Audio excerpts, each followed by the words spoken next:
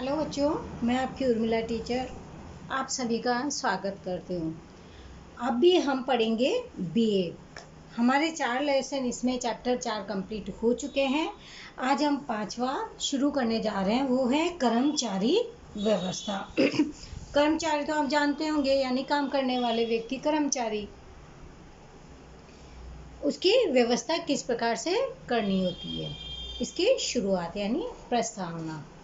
औद्योगिक क्रांति होने के बाद उद्योगों ने विशाल पैमाने पर उत्पादन कार्य प्रारंभ किया। जब औद्योगिक क्रांति जब हो गई थी, उसके बाद क्या हुआ था, जो उद्योग थे वो अपना और ज़्यादा उत्पादन करने में लग गए थे, यानी बड़ा विस्तार रूपी ले लिया था। प्रारंभिक क्रम में उसमें कोई निश्चित कार्य पद्धति नहीं थी। शुरुआत में ऐसा कुछ भी था कि निश्चित कौन सा कार्य करेंगे, ऐसा कुछ भी नहीं था। अल्प खर्च में अधिक लाभ प्राप्त करने की प्रवृत्ति प्रारंभ की गई। और शुरुआत में जब कुछ भी कार्य करने की पद्धति नहीं थी, उस समय उन्होंने क्या सोचा था कि कम से कम खर्चा लगाएंगे और अधिक से अधिक लाभ प्राप्त करेंगे। ऐसा सोच करके उन्होंने प्रवृत्ति प्रारंभ की, यानी उद्योगों को शुरू किया। परिणाम स्वरूप कर्मचारी का शोषण होना प्रारंभ हो गया। पर कर्मचारियों का शोषण कैसे हो गया? क्योंकि खर्चा कम कर रहे हैं, लोगों से मेहनत ज़्यादा करवा रहे हैं, तो शोषण किसका होगा? काम करने वाले वर्कर्स का, यानी कर्मचारियों का। 19वीं सदी के अंतिम भाग में विशिष्ट सूझ वाले संचालकों को समझ में आया कि उत्पादन की जड़ साधन सामग्री की तुलना में भावनाशील कर्मचारी अधिक महत्वपूर्ण है। कई बार क्या होता है कि ना, शोषण तो होता रहता है, लेकिन उनमें कुछ लोगों में कुछ एक आध समझदार भी होते हैं। उन्हें ऐसा लगा कि अगर हम उत्पादन किसके द्वारा होगा? कर्मचारियों के द्वारा। यानी उत्पादन की जड़ जो साधन सामग्री है, अगर उन पर ही हम प्रताड़ना करेंगे, शोषण करेंगे, तो हमारा काम अच्छे से नहीं होएगा। इसीलिए सबसे पहले उन्होंने क्या सोचा कि जो कर्मचारी है उनका ध्यान रखना आवश्यक है। उनको समझ में आया कि यंत्र स्वयं नहीं चलते बल्कि कर्मचारी चलाते हैं। अब कोई भी मशीनें क्या अपने आप चलती है? आजकल तो बहुत ज़्यादा इलेक्ट्रॉनिक आइटम हो गए, लेकिन फिर भी हमको स्विच तो ऑन ऑफ खुद को ही करना पड़ता है, क्योंकि वो अपने आप वो नहीं चलता है। रिमोट भी आप, अगर आपके दिमाग में चल रहा होगा कि रिमोट से चलते, रिमोट तो आप ही चलाओगे ना। परिणाम स्वरूप कर्मचारियों की भर्ती, चयन, नियुक्ति, पदोन्नति, स्थानांतरण, प्रशिक्षण आदि के लिए वैज्ञानिक पद्धति की आवश्यकता का अनुभव हुआ। इसके लिए क्या है, जब अधिक उत्पादन करने की सोच है तो इसके लिए क्या करना पड़ा? कर्मचारियों की भर्ती, यानी कर्मचारियों को लाया गया, उनमें चयन किया गया कि कौन सा कर्मचारी किस वर्ग में काम कर सकता है। फिर उनकी नियुक्ति गई। पदोन्नति मतलब जो अच्छा काम कर रहे हैं उनको ऊंचे पद पर भी भेजा गया, ट्रांसफ़र किया गया।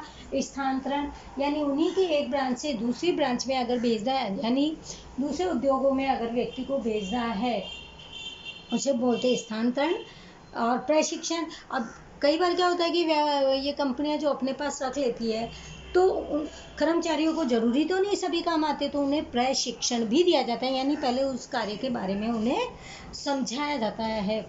आदि के लिए वैज्ञानिक पद्धति की आवश्यकता का अनुभव होने लगा। ये सब क्यों होने लगा? अपने व्यापार को, अपने व्यवसाय कंपनी के उत्पादन को और अधिक विशाल रूप में बढ़ाने के लिए। अब है कर्मचारी व्यवस्था।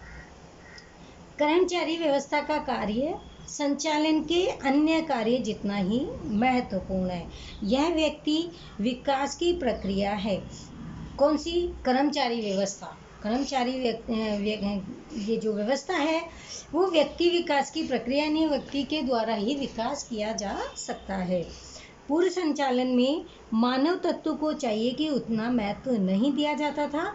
इस इकाई में श्रेष्ठ आयोजन किया गया हो तथा व्यवस्था तंत्र की रचना उचित रूप से की गई है, पर यदि कर्मचारियों का चयन अयोग्य है तथा प्रशिक्षण में कमी हो तो इकाई सफल नहीं हो सकती। अगर सारे काम सही है लेकिन जो कर्मचारी है वो अयोग्य, उन्हें कुछ ही नहीं आता, उन्हें प्रशिक्षण ही नहीं दिया गया, तो क्या वो अच्छा उत्पादन करेंगे?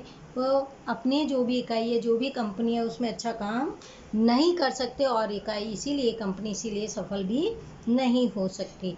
तो इसके लिए क्या करना है? इसके लिए अच्छे से, यानी कर्मचारियों का अयोग्य जो मतलब अच्छे योग्य वाले कर्मचारियों का आयोजन करना है। उन्हें अगर उनमें कोई प्रशिक्षण में कमी है तो उन्हें प्रशिक्षित किया जाना चाहिए। इकाई की सफलता कर्मचारियों के काम करने की शक्ति और वृद्धि पर आधारित होती है। कर्मचारी व्यवस्था एक इकाई में कार्यरत कर्मचारी से संबंधित प्रक्रिया होती है। अब इसका विचार, सामान्य अर्थ में कर्मचारी व्यवस्था अर्थात इकाई के लिए आवश्यक कर्मचारी प्राप्त करने, विकसित करने और सुरक्षित रखने से संबंधित होता है। विस्तृत अर्थ में कर्मचारी व्यवस्था अर्थात कर्मचारी की भर्ती। जब कर्मचारी की व्यवस्था करनी होगी तो सबसे पहले क्या करना होगा? इसमें कर्मचारी की भर्ती, फिर उन्हें चयन किया जाना चाहिए कि कौन कौन से व्यक्ति किस प्रकार के कार्य करने में है, और जिन्हें नहीं समझ में आता है प्रशिक्षण, उन्हें अपनी कंपनी के जो भी कार्य उनको प्रशिक्षण देना चाहिए। पदोन्नति, अब अच्छा काम कोई कर रहा है तो उसको फिर आगे बढ़ाने के लिए पदोन्नति करनी चाहिए, और उनके नियुक्ति के बाद के कार्यों का समावेश, यानी उनके बाद जो भी कार्य है वो भी बताना चाहिए। यानी पद भी बता दिया जाता है, काम भी समझाया जाता है, और अच्छे से योग्य कर्मचारियों की चयन भर्ती की जाती है। अब इसके हैं लक्षण। सबसे पहला पॉइंट है इसमें संचालक का महत्वपूर्ण कार्य। संचालन के अन्य कार्य, जैसे ये संचालन के द्वारा होते हैं, संचालन के ही कार्य होते हैं, जैसे आयोजन, व्यवस्था तंत्र, मार्गदर्शन, संकलन और नियंत्रण की तरह कर्मचारी व्यवस्था भी संचालन का ही महत्वपूर्ण कार्य है। ये सभी कार्य किसके द्वारा किए जाते हैं? संचालक के द्वारा। संचालन का कार्य, आयोजन बनाना भी उसका ही काम है, वो किस प्रकार से व्यवस्थित करना है, फिर सबको मार्गदर्शन देना, सबको समझाने का काम भी होता है। संकलन यानी सबको जोड़ के भी रखना है, और अगर सही काम नहीं हो रहा है तो उस पर नियंत्रण करने का कार्य भी संचालन का होता है। उसी प्रकार से कर्मचारी की व्यवस्था का महत्वपूर्ण कार्य भी संचालन का ही होता है। सेकंड पॉइंट है स्थायी प्रक्रिया। स्थायी मतलब स्थिर वाली, जो काफ़ी समय तक चले। कर्मचारी बिना इकाई का अस्तित्व संभव नहीं है। ये अंडरलाइन भी कर लो और ये समझ भी लो अच्छे से।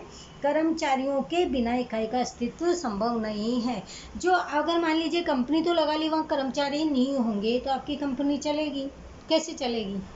इसीलिए कहा गया कि कर्मचारी के बिना, यानी जब कर्मचारी नहीं होंगे तो इकाई का अस्तित्व ही संभव नहीं है। इकाई हम कर ही नहीं सकते, यानी कंपनी को आगे बढ़ा ही नहीं सकते, वो संभव ही नहीं हो सकता।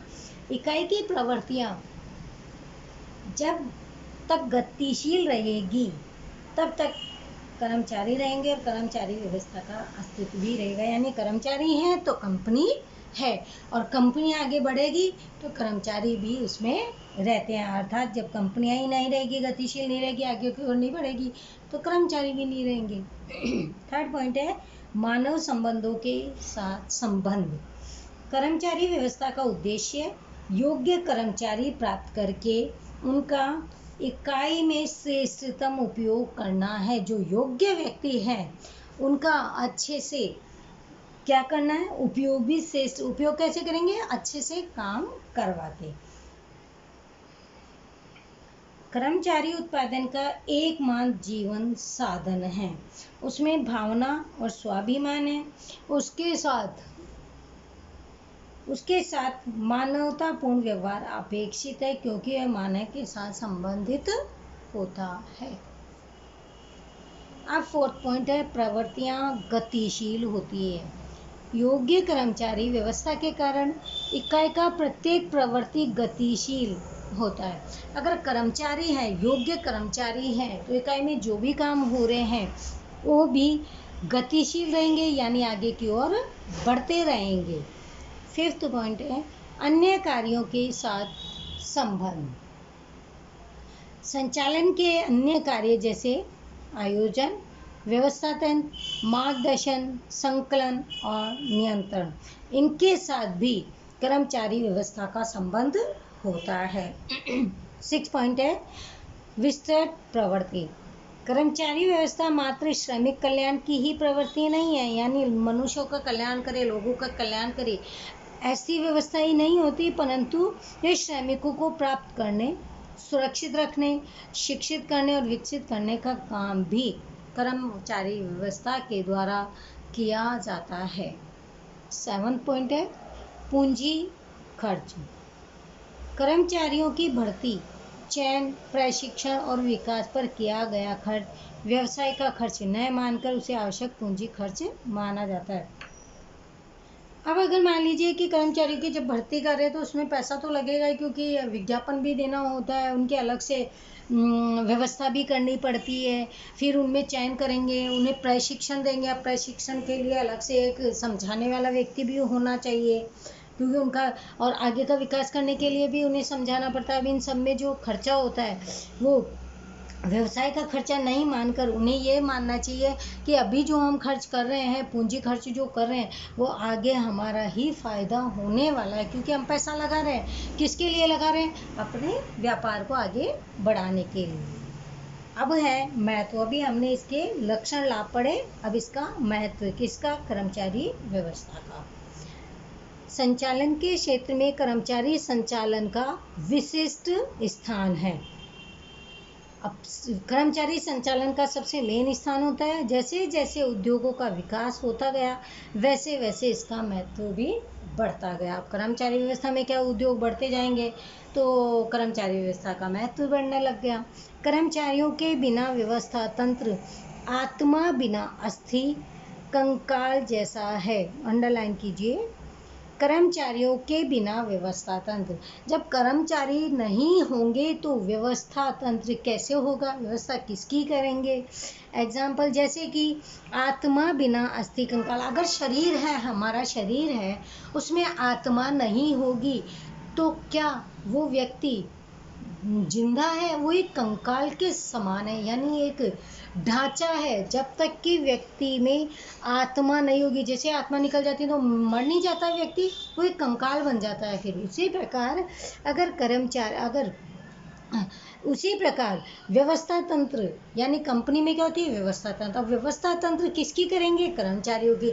लेकिन कर्मचारी ही नहीं होंगे तो व्यवस्था तंत्र भी बेकार है।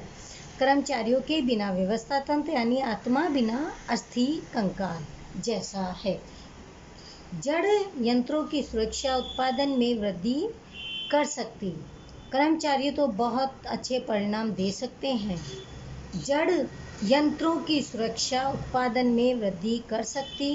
कर्मचारी तो बहुत अच्छे, अगर जो जड़ यंत्र हैं, यानी जो काम में लिए जाने वाले जो यंत्र है, उनकी सुरक्षा की जाए, उनका ध्यान रखा जाए तो उनके द्वारा उत्पादन में वृद्धि की जा सकती है। और फिर अगर वो अच्छा सा उत्पादन करेंगे तो कर्मचारी लोग भी अच्छा परिणाम दे सकते हैं। व्यावसायिक इकाई के भविष्य का आधार अन्य शक्तियों की तुलना में उसमें कार्यरत कर्मचारी पर अधिक है। ये इकाई एकमात्र जीवन साधन है। इनको भौतिक साधनों की कक्षा में नहीं रखा जा सकता, क्योंकि इनमें भावना और स्वाभिमान है। अलग अलग योग्यता, कुशलता और समझ है। इसीलिए कहा गया है कि तुम अपने कर्मचारियों का ध्यान रखो, वे से सभी बातों का ध्यान तुम्हारे लिए रखेंगे। कैसे, ये क्यों कहा गया है? तुम अपने, यानी ये किसे कहा गया है? संचालक को कहा गया है, कंपनी को कहा गया है कि जब कर्मचारियों का अच्छे से ध्यान रखोगे तो फिर वो क्या करेंगे? वो अपने आप ही कंपनी में मन लगा करके काम करेंगे और अच्छा से अच्छा प्रतिफल तुम्हें देंगे। इसमें पहला है चालक बल। संतुष्ट और कार्यनिष्ठ कर्मचारी इकाई का चालक बल है। चालक बल यानी चलाने वाला। जैसे कि ट्रेन चलाने वाला ड्राइवर, अगर वो सही है तो इतनी लंबी ट्रेन आसानी से चल जाती है। उसी प्रकार से अगर कार्यनिष्ठ कर्मचारी है, यानी काम करने वाला अच्छा कर्मचारी है, तो उससे क्या होगा? ऐसे संतुष्ट होना चाहिए ताकि वो अच्छे से काम कर सकता है, क्योंकि वो एक चलाने वाला बल है, चालक है। उत्पादन के अन्य साधनों के साथ कर्मचारी हो तो ही लक्ष्य की प्राप्ति सरलता से हो सकती है। सेकंड पॉइंट क्या है, प्रवृत्तियां गतिशील होती है। योग्य कर्मचारी व्यवस्था व्यवसाय की इकाई की प्रत्येक प्रवृत्ति को गतिशील करती है, यानी कर्मचारी व्यवस्था के द्वारा ही जो व्यवसाय है वो प्रत्येक, कोई सा भी व्यवसाय हो, सभी उस जो भी व्यवसाय है उसकी प्रवृत्ति को यानी आगे बढ़ाने के लिए, उसके उत्पादन को आगे बढ़ाने के लिए, विस्तार करने के लिए हमेशा गतिशील रहता है। थर्ड पॉइंट है, संचालन के अन्य कार्यों के लिए आवश्यक।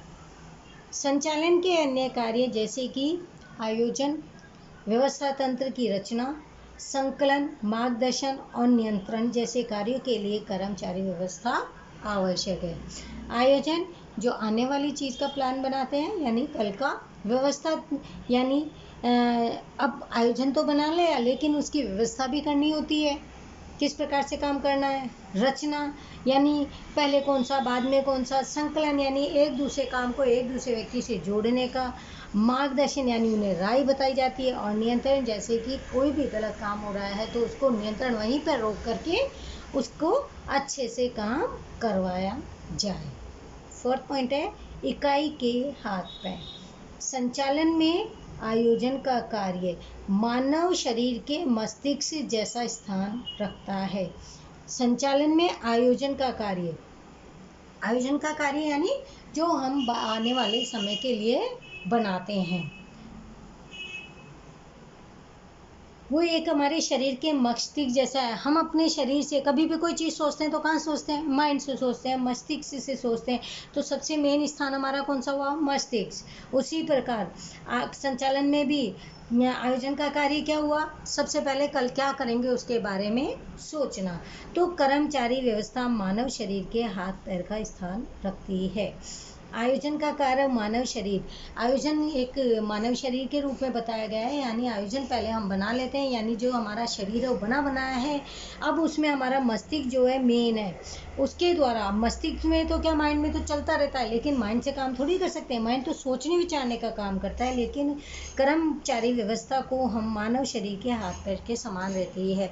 जब तक हम हाथ से कोई चीज़ उठाएंगे नहीं, काम करेंगे नहीं, तो हमारा काम करेगा नहीं, कर सकता है। सिर्फ सोचता रहेगा, उठाऊं, काम करूं, पढ़ूं या नहीं पढ़ूं, लेकिन हमें बुक खोलनी पड़ेगी, हमें पढ़ना पड़ेगा, यानी हाथ पैर हमें चलाने होंगे। उसी प्रकार कर्मचारी व्यवस्था, यानी कर्मचारी आयोजन तो बना लिया, लेकिन कर्मचारी व्यवस्था होना आवश्यक है। इसके बिना इकाई की प्रवृत्ति नहीं हो सकती। जब तक व्यवस्था ही नहीं होगी, कर्मचारी व्यवस्था नहीं होगी, तो कंपनी का आयोजन यानी कंपनी नहीं चल सकती। फिफ्थ पॉइंट है, कर्मचारियों में संतोष। कर्मचारियों की शिकायत, कठिनाइयों को समझकर उनका शीघ्र समाधान किया जा सकता है। इकाई के कार्यों का उचित आयोजन और इन कार्यों के योग्य विभाजन के कारण कर्मचारियों में संतोष की भावना पैदा होती है।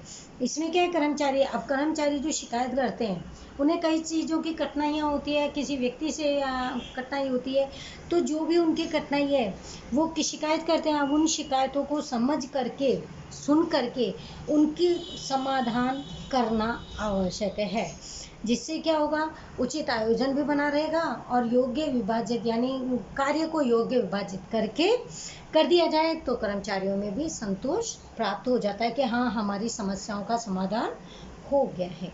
6 पॉइंट है, संबंधों में सुमेल। उचित कर्मचारी व्यवस्था के कारण इकाई में संतोषकारक वातावरण पैदा हो जाता है। इससे स्वामी और श्रमिक के मध्य संबंधों में सुमेल बना रहता है। इसमें क्या होता है कि जो कर्मचारी व्यवस्था, जो मालिक है, उनका आपसी जो संबंध है वो एक तरीके से अच्छा होना चाहिए। अच्छा क्यों होना चाहिए, क्योंकि अगर एक दूसरे की भावना को समझेंगे तो वातावरण भी अच्छा होगा। और अगर वो मालिक और कर्मचारियों में दुराचार करेंगे या मतभेद होएगा, वातावरण भी बेकार होगा इनमें, तो इससे क्या होगा, उनके जो संबंध है उनमें टकरार रहेगी और व्यवसाय पे फर्क पड़ेगा। इसके लिए क्या करना है कि अपने संबंधों को अच्छे से बनाकर रखना आवश्यक है। अब 7th पॉइंट है, इकाई की प्रतिष्ठा में वृद्धि। संतुष्ट और कार्यनिष्ठ कर्मचारी इकाई की अमूल्य संपत्ति है। जो व्यक्ति अपने कार्य से, जो भी व्यक्ति यानी कर्मचारी जो भी अपने कार्य से संतुष्ट है, कार्य अच्छे से करता है, वो उसके द्वारा ही कंपनी को सफलता प्राप्त होती है। इसीलिए कहा जाता है कि इकाई के अमूल्य यानी अमूल्य, जिसका कोई मूल्य नहीं है, इतनी महत्वपूर्ण है, इतनी महंगी है, कौन? कर्मचारी। यानी अच्छे कर्मचारी कंपनी की संतुष्ट यानी अमूल्य संपत्ति मानी जाती है। वे व्यवसाय इकाई की प्रतिष्ठा में, अब अगर इकाई की प्रतिष्ठा में वृद्धि किसके द्वारा होती है? कर्मचारियों के द्वारा। और प्रतिष्ठा में अगर हानि होती है वो भी इनके द्वारा ही होती है। यानी कि इकाई की प्रतिष्ठा में अगर वृद्धि करनी है तो जो कर्मचारी व्यवस्था है उनका अच्छे से ध्यान रखना है, उन्हें एक अमूल्य संपत्ति मानी जानी चाहिए। ये हम अभी महत्व पढ़ रहे हैं। अब 8 पॉइंट है सतत गतिशील प्रक्रिया। कर्मचारियों के बिना इकाई का अस्तित्व संभव नहीं है।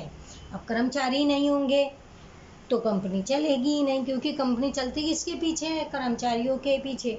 तो सतत गतिशील यानी लगातार चलने वाली प्रक्रिया होती है। ऐसा कभी भी नहीं हो सकता कि कर्मचारी हटा दो और कंपनियां चलेगी। इसके लिए वे हमेशा गतिशील रहती है, क्योंकि आगे बढ़ने के लिए कंपनी का होना आवश्यक है। कंपनी में कर्मचारियों का होना भी उतना ही आवश्यक है। जब तक इकाई को प्रवृत्तियां चलती रहेगी तब तक कर्मचारी रहेंगे और कर्मचारी व्यवस्था का अस्तित्व भी रहेगा। यानी जब तक कंपनी आगे की ओर चलती रहेगी, बढ़ती रहेगी, वो किसके पीछे बढ़ेगी? कर्मचारियों के साथ। अब कंपनी चल रही है तो कर्मचारी भी रहेंगे, और कंपनी बंद हो गई तो कर्मचारियों का भी फिर कोई मतलब नहीं है। यानी कर्मचारी भी का भी कोई अस्तित्व नहीं रहेगा। फिर उस कंपनी में आके करना क्या है जब वहाँ काम ही नहीं हो रहा है। तो आज हमने क्या क्या पढ़ा? कर्मचारी व्यवस्था शुरुआत करी थी, इसकी प्रस्तावना पढ़ी कि कर्मचारियों की व्यवस्था हमारे लिए कितनी आवश्यक है। अगर कर्मचारी है तो कंपनी है, अन्यथा कंपनी नहीं है। और कंपनी में कर्मचारियों का ध्यान रखना भी आवश्यक है। उनकी प्रक्रिया, उनका सबसे पहले हमने प्रस्तावना पढ़ी, फिर कर्मचारी व्यवस्था के बारे में जाना और इसके लक्षण पढ़े। लक्षण हमने 7 पॉइंट थे जो लक्षणों को पढ़ा। उसके बाद ये कर्मचारी व्यवस्था का महत्व, यानी कर्मचारी व्यवस्था का महत्व क्यों है, क्या इसके बिना चल नहीं सकता? लेकिन कर्मचारियों का महत्वपूर्ण स्थान होता है, उसके बिना काम नहीं हो सकता। और इसके हमने 8 पॉइंट पढ़े। अब आज का लेक्चर हम यहीं पे रोकते हैं। आगे का लेक्चर हम कंटिन्यू करेंगे कल। तो आपको ये सब घर पे रिपीट करना है। नहीं समझ में आ रहा है तो वैसे भी पूछ सकते हो, वैसे भी कॉल कर सकते हो, ताकि, और वैसे भी मुझे पूरी उम्मीद है इस बार तो 12th में हो तो पूरा ध्यान लगाओगे ही लगाओगे। 11th आपने मस्ती में निकाली, बट 12th है तो सीरियसली लेना बच्चों। और कोई प्रॉब्लम हो तो हमसे शेयर करना, हमसे पूछना। ओके, बाय बच्चों, good bye everyone and thank you बच्चों।